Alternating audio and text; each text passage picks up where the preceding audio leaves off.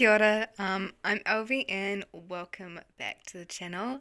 Today we are going over the Agave watercolor paper. um, this is just part of the paper series I'm doing at the moment. This is maybe the fifth or sixth one I've done so far. There are three others after this one. Oh, maybe four more after this. And then that'll be a wrap for this series. But this is 70% Agave fibre, and then 30% Sifisa and cotton rag. So yeah, 100% know what's in this.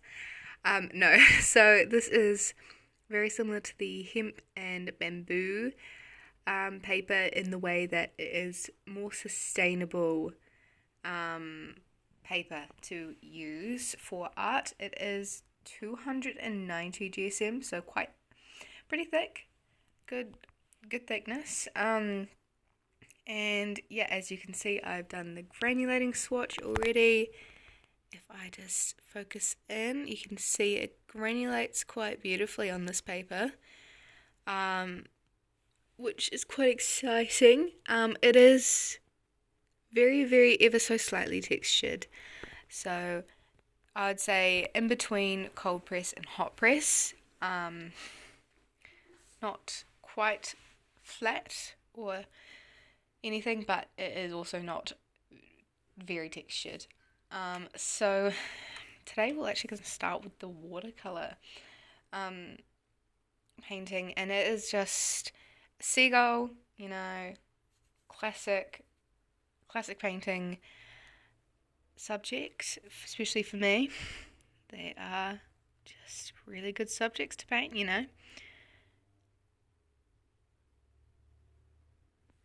Quite a cute little guy, this one. And yeah, I was like looking through my camera roll and I'm like, what? Because I wanted to stick with the theme of animals since I've made it thus far.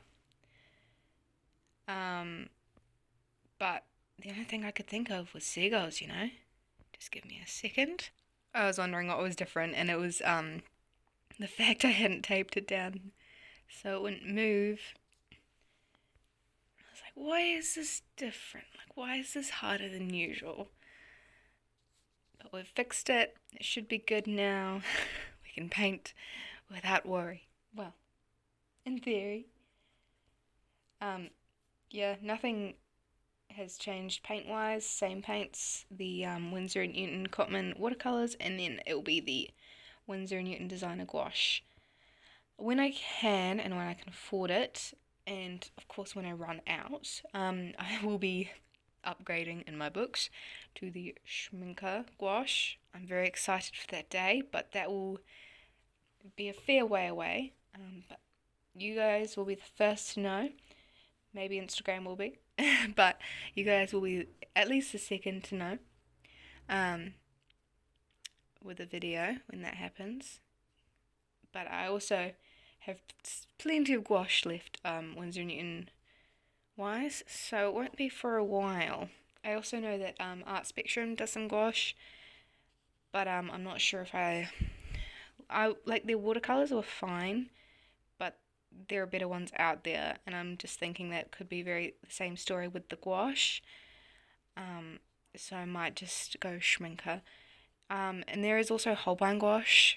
That was tempting, but it's also very expensive, especially being from here in New Zealand. I looked at it online. I was like, oh, she's pricey. And then in Australia, at the start of the year, I had a look, and it was very expensive. So we got the Rembrandt palette instead, which is also very expensive, mind you, but it was less expensive. I'm very lucky I got my hands on that for the price that it was. But hey, I'm happy to buy damaged goods, Like, the only thing that was wrong with that palette was the lid was missing, and I wasn't buying it for the lid. Like, I wasn't buying it for the palette, I was buying it for the paint, and I was really lucky in that regard, and the paints were fine. The paintbrush was still there, and that paintbrush is still one of my favourites to paint watercolours with, just because it holds paint really well. And yeah, it's all round a good brush, because it's a round brush. I'll leave now. Okay, no, I won't. I got bored. But yeah, so far so good. Got this guy. He's looking a little dark and dramatic, but that's beside the point. It kind of is. But it seems to be the paper. Back to the reason this video is a thing. The paper seems to be holding all this water really well, which is good to see, and it's letting the paint kind of do its own thing, which is really cool. Because yeah, using a bit of ultramarine, so it should leave a bit of texture behind. And what background should I do today? Maybe, you know what? We're gonna go red. I never use red. I'm not a red and orange kind of person, you know. I don't do too many floral things. Florals are not my strong suit. So the reds stay untouched, and then the oranges, if I ever need an orange, I just mix it, and I forget that I just already have the oranges pre-mixed for me.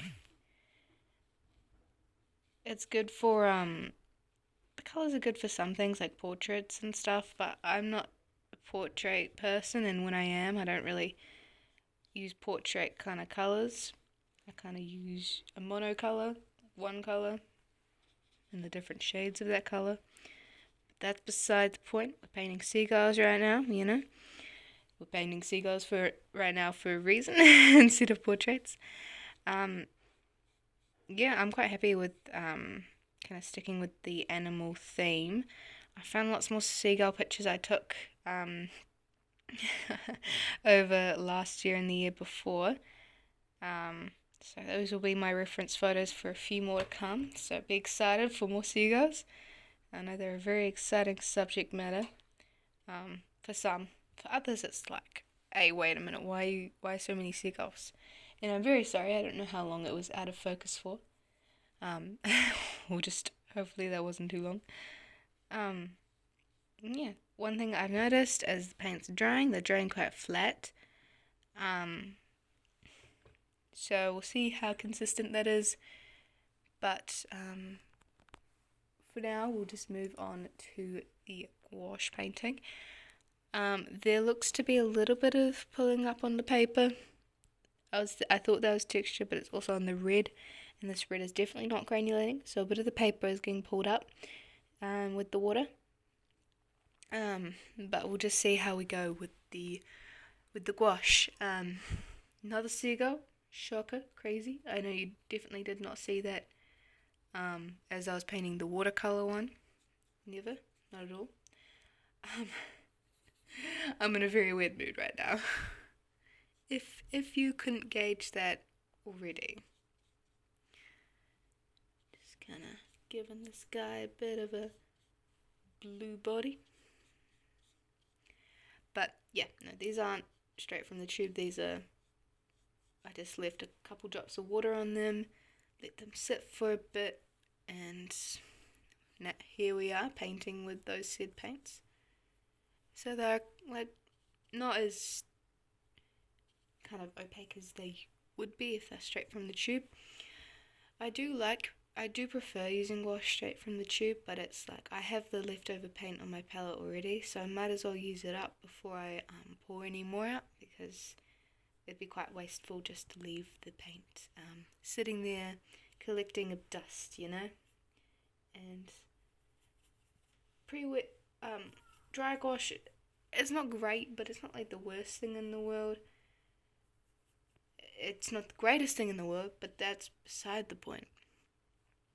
There are a lot of worse things that the gouache could be doing right now. And the good thing about having slightly, quite good quality gouache is that you tend to be able to re-wet it quite well. And which is very good, because it means, unlike acrylic paint, you can come back to the gouache that you've left on your palette or didn't use fully in your last piece, and you can just, continue using it like you never left. Yeah, I'm quite a fan of gouache now that I've found it and slowly getting my head around it. I don't use it all the time. I've been using it a bit recently with this series and a couple other pieces I've done outside of this. But yeah, still trying to have it in my more regularly used place. But it's got a similar issue to acrylic paint, personally, with the you need to get the tubes out, you need to kind of, it's similar to that, but it's not too bad. I've got a bit of green on the brush. I do quite like gouache, and yeah, I want to get better at it, keep using it, and yeah, I I started off with the really cheap ones from the $2 shop. Of course, it's kind of the place to start, really. The Reno, for New Zealanders watching this video, the Reno Art gouache in particular, and I had a bit of Reeves eventually. I think. Oh, did I? I don't know if I did actually. I take that back. I think it was just the Reno Art one, and I did a couple alright pieces out there. I don't know if I've posted any pictures on my Instagram of said pieces, but that could be for the better. But it was definitely a good way to just get used to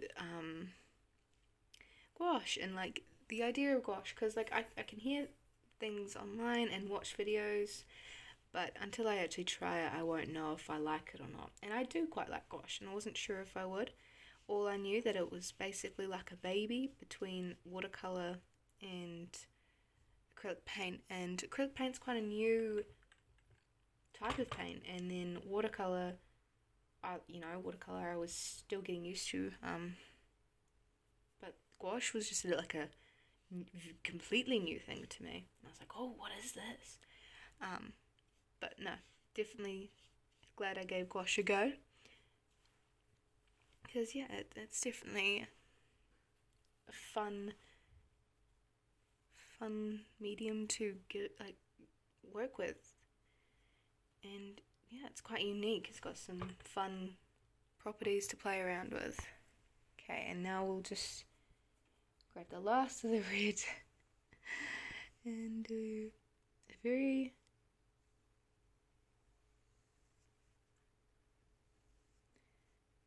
small bubble, I'd say, around the seagull with the dry red gouache that is the last of it on the palette.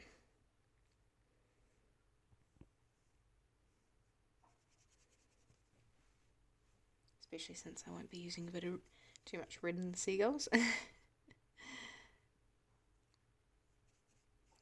we go. Oh, it's not quite circular. Oh, now I've got like quite a different circle shape.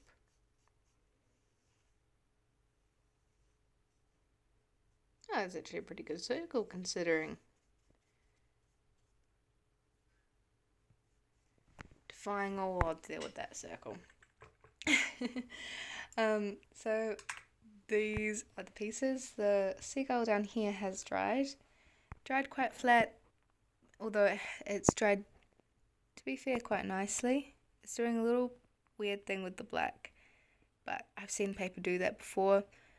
The pulling I was worried about, you can't really tell now that it's dry, which is good. And then the gouache, it's still drying, but it went down very nicely on to this paper. Although it's doing a weird thing here again, similar to the watercolour, where you can see the white seep through, even though it was like quite a full wash down.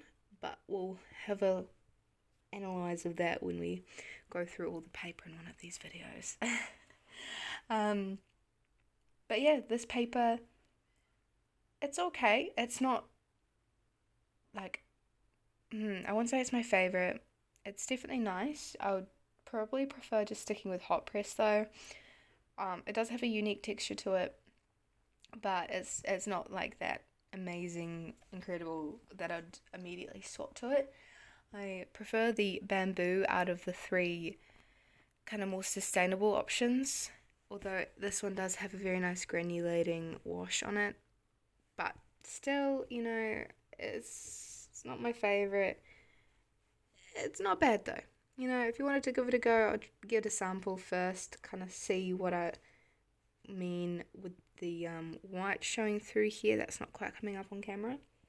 Yeah, I'm just not a huge fan of how these paints are drying on the paper, and yeah, there are definitely better sustainable options out there, and especially I'm assuming this is quite expensive paper, so yeah,